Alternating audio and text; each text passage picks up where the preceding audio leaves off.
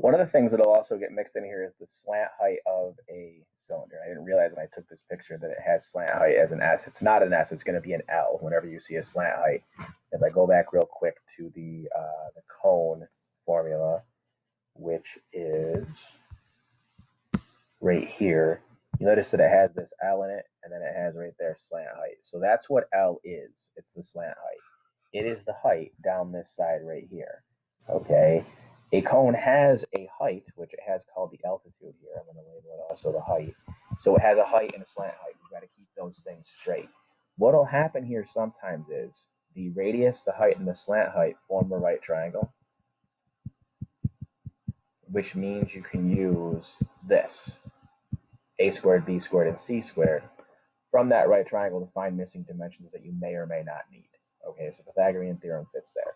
The other thing that I guess might possibly come up in a problem, I'm not positive this is going to come up, but it might, is that this point right here is called the apex. All right, same thing for a pyramid. So if you ever see any reference to the apex, that's what it's talking about. So I would definitely take my time, try these problems. There's going to be a file towards the end of the unit that has